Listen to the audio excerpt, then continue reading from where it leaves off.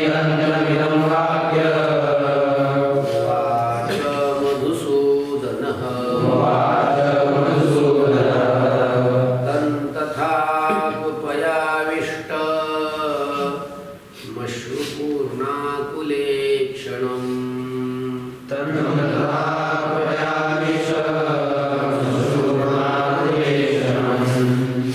विषीदन्तमिदं वाक्य उवाच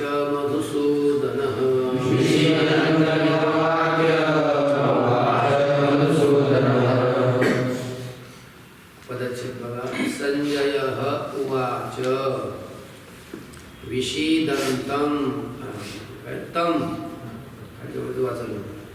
तं तथा कृपयाविष्टं दिसलं का? कृपयाविष्टं किंवा कृपयाविष्टं अश्रुपूर्णाकुलेक्षणं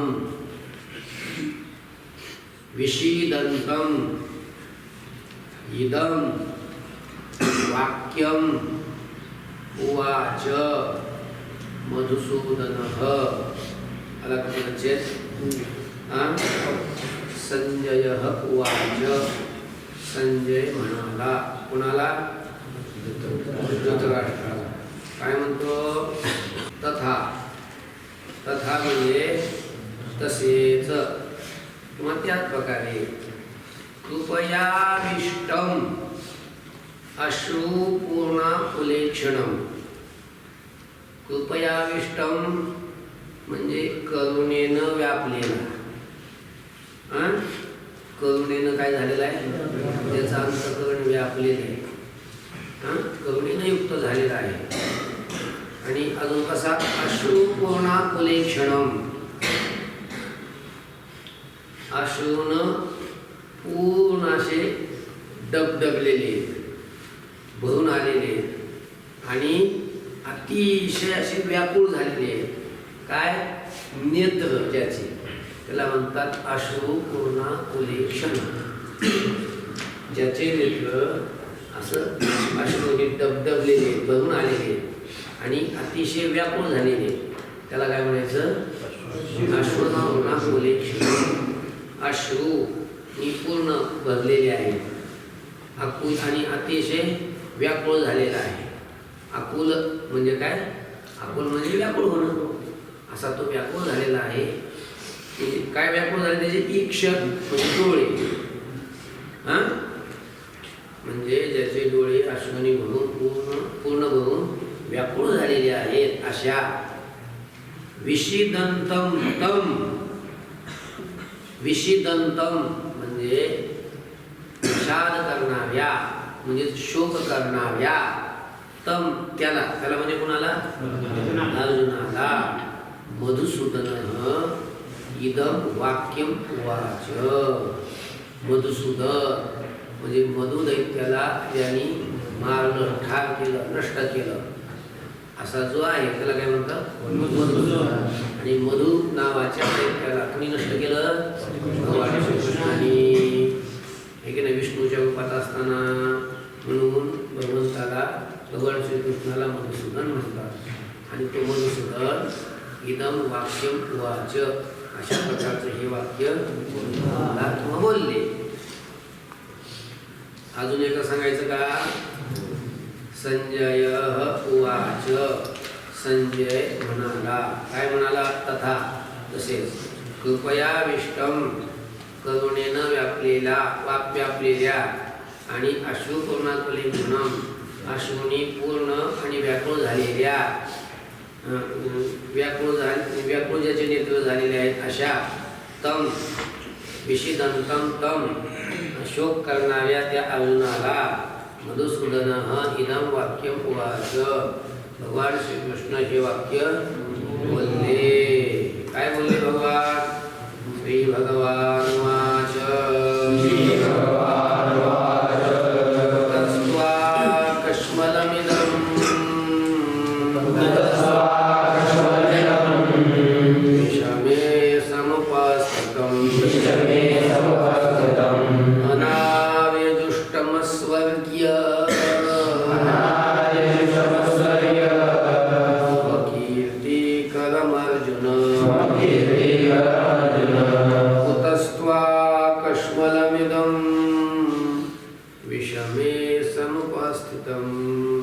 अनार्यजुष्टमस्वर्ग्य मकीर्तिकरमर्जुन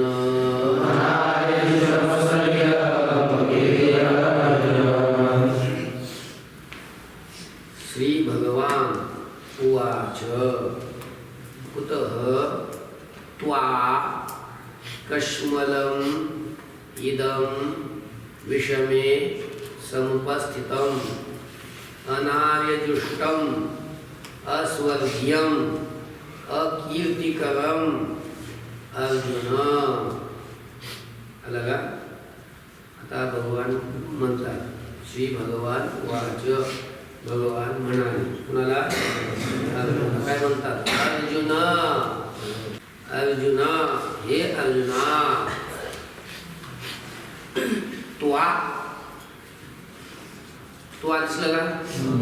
त्वा म्हणजे तुला, विषमे, विषमे दिसलं का? विषमे, अशा या विषम परिस्थितीमध्ये, विषमे म्हणजे काय? विषम युद्धाची परिस्थिती नाही, चांगली असते काय? अशा या विषम परिस्थितीमध्ये इदं कश्मलं कुतः समुपस्थितम्, इदं म्हणजे अशा प्रकारचा हा, कश्मलं म्हणजे मोह, कश्मल म्हणजे काय? मोह. कुतः समुपस्थितम्, कुठून उपस्थित झाला? तुझ्या ठिकाणी अशा या परिस्थितीत हा मोह कुठून उत्पन्न झाला? आता सांगा, युद्धात काय असतंय? युद्धामध्ये हृदय निष्ठुर महत्वाचं असतंय का समोरच्या विषयी प्रेम निर्माण झालं पाहिजे का समोरच्या विषयी क्रोध निर्माण झालं पाहिजे? युद्धामध्ये शत्रूविषयी काय निर्माण झालं पाहिजे? क्रोध निर्माण झाला पाहिजे ना, क्रोधाने मारेल त्याला. आणि त्याच्याविषयी जर प्रेम निर्माण झालं, मोह म्हणजे काय? प्रेम. ती मोह काय कामाचं आहे का युद्धात? भगवान तेच म्हणतात, अशा विषम परिस्थितीमध्ये हा मोह तुला कुठून उपस्थित झाला, कुठून उत्पन्न झाला? त्यामध्ये कसा मोह? इदम मोह, इदम कश्मल म्हटलं ना, हा मोह, हा मोह म्हणजे कसा आहे? हा मोह, त्या मोहाचं वर्णन खाली केलंय. अनार्यजुष्टम, आर्य म्हणजे श्रेष्ठ, श्रेष्ठ लोकांना आर्य म्हणतात. काय म्हणतात? आर्य. आणि जुष्टम म्हणजे श्रेष्ठ लोकांनी ज्याचं अनुष्ठान केलेलं आहे, ज्या कर्माचं, त्याला काय म्हणतात? ज्याचं अनुष्ठान श्रेष्ठ लोकांनी केलं त्याला आर्यजुष्टम म्हणतात. काय म्हणतात? आर्यजुष्टम. आणि ज्या कर्माचं अनुष्ठान किंवा ज्याचं अनुसरण श्रेष्ठ लोकांनी केलं नाही त्याला म्हणायचं अनार्यजुष्टम. मग हा मोह कसा आहे? अनार्यजुष्टम म्हणजे जे श्रेष्ठ लोक होऊन गेले त्यांच्या अंतःकरणामध्ये असा मोह कधी युद्धाच्या वेळेला निर्माण झाला का? म्हणजे याचं अनुसरण तरी त्यांनी केलं का? नाही.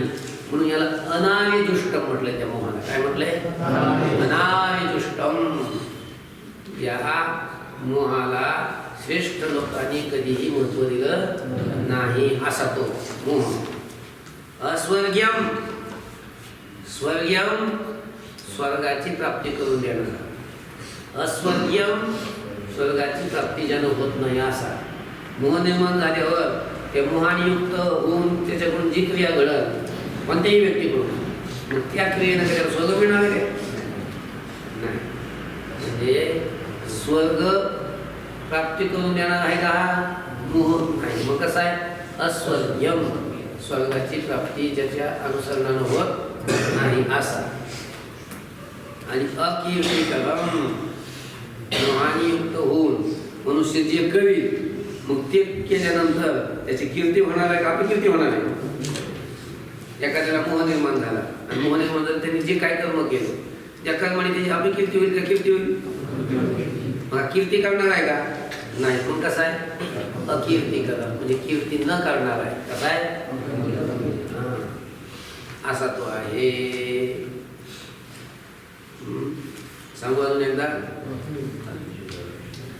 श्री भगवान वाच.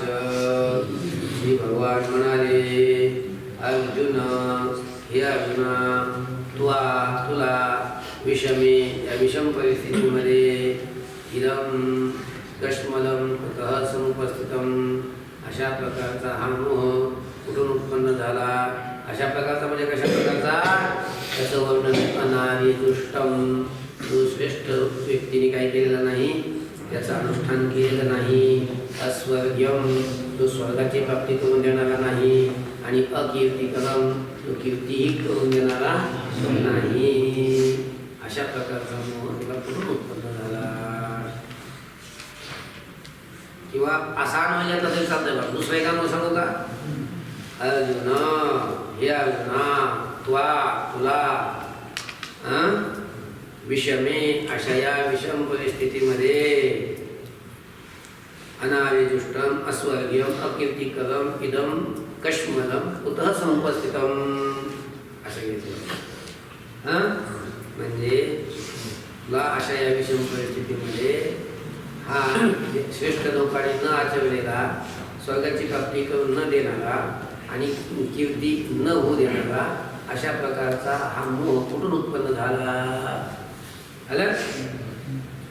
पहिला सांगितलेला आवडला तर पहिला सांगितलेला बसवा, दुसरा सांगितलेला आवडला दुसरा सांगितलेला बसवा. हा क्लैप्यमास्म गमपार्थ,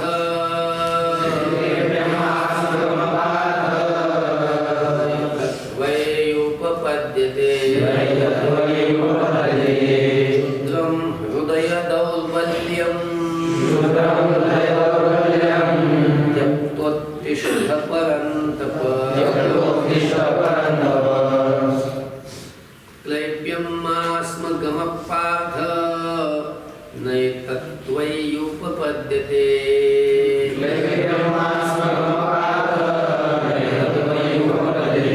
क्षुद्रं हृदय दौर्बल्यं त्यक्त्वोत्तिष्ठ परन्तप.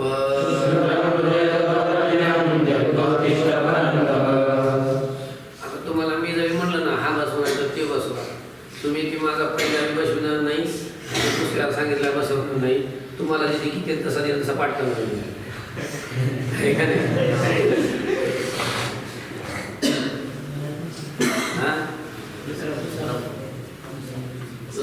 गीते तसा असं.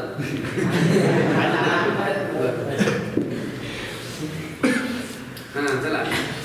तर पदच्छेद बघा. पदच्छेद सांगितला का. तिसऱ्या श्लोकाचा पदच्छेद. क्लैप्यम मा स्म गमः पार्थ न एतत् त्वयि उपपद्यते. क्षुद्रं हृदय दौर्बल्यं त्यक्त्वा उत्तिष्ठ परन्तप. बघा आता भगवान श्रीकृष्ण म्हणतात, पार्थ, हे पार्थ, हे अर्जुना. अर्जुनाला पार्थ का बरं म्हणून कोण सांगते बरं. अर्जुनाला पार्थ नाव आहे की नाही. कशामुळे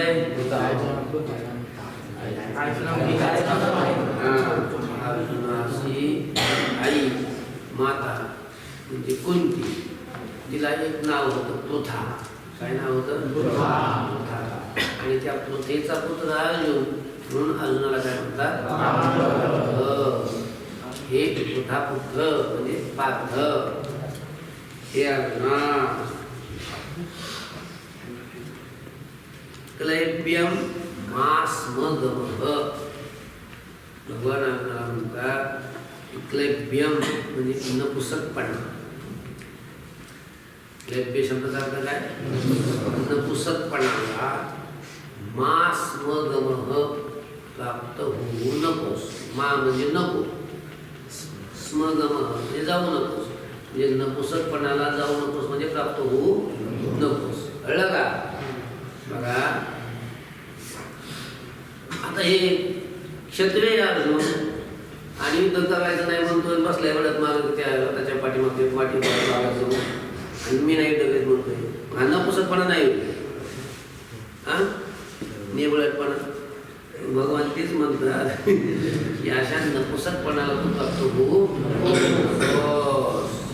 का? कारण येतात दिसलं कुठे येतात? हा नच्या पुढे येतात आहे बघा. येतात त्वयी. त्वयी म्हणजे तुझ्या ठिकाणी. न उपपद्यते योग्य नाही. हे तुझ्या ठिकाणी योग्य नाही. हे म्हणजे काय रे चैतन्य? हे तुझ्या ठिकाणी योग्य नाही म्हणजे काय योग्य ठिकाणी नाही? तुझ्या ठिकाणी योग्य नाही हा नपुसकपणा. म्हणजे इथं न करणं, गळत बसणं, मोहाने व्याकुळ होणं, हे तुझ्या ठिकाणी हे योग्य नाही. म्हणून परंतप, हे परंतपा म्हणजे हे अर्जुना परंतप एक नाव आहे. परंतप या शब्दाचा अर्थ आहे दुसऱ्याला ताप देणारा. दुसऱ्याला म्हणजे शत्रूंना, शेजारच्याला नाही. शत्रूंना. अर्जुन म्हणजे काही सामान्य नव्हता. शत्रूला असं सळो की पळ करून सोडित होता. असा शत्रूला ताप देणारा अर्जुन होता, म्हणून त्याला परंतप ही समजलं. हे परंतप शत्रूला ताप देणाऱ्या अर्जुना. क्षुद्रम हृदय दौर्बल्यम. दिसलं का? क्षुद्र म्हणजे अतिशय असा क्षुद्र असलेला, निकृष्ट असलेला. काय? हृदय दौर्बल्यम, हृदयाचा दुर्बलपणा. हृदयातला दुर्बलपणा हा काही श्रेष्ठ असतो काय? हा कसा आहे? क्षुद्रच आहे, निकृष्टच आहे. निकृष्ट असा जो हृदयाचा दुर्बलपणा आहे तो त्यागवा, तो टाकून उत्तिष्ठ, ओठ, असं भगवान श्रीकृष्ण अर्जुनाला सांगतात. आणि लक्षात पार्थ प्रयज्ञम आस्मगमः. अर्जुना तू अशा नपुसकपणाला प्राप्त होऊ नकोस. येतात त्वयी न उपपद्यते. हे तुझ्या ठिकाणी योग्य नाही. म्हणून परंतप, हे परंतपा, हे अर्जुना, क्षुद्रम हृदय दौर्बल्यं त्यक्त्वा. क्षुद्र असा जो हृदयाचा दुर्बलपणा तो टाकून तिष्ठ, तू उठ. आलं? झालं की?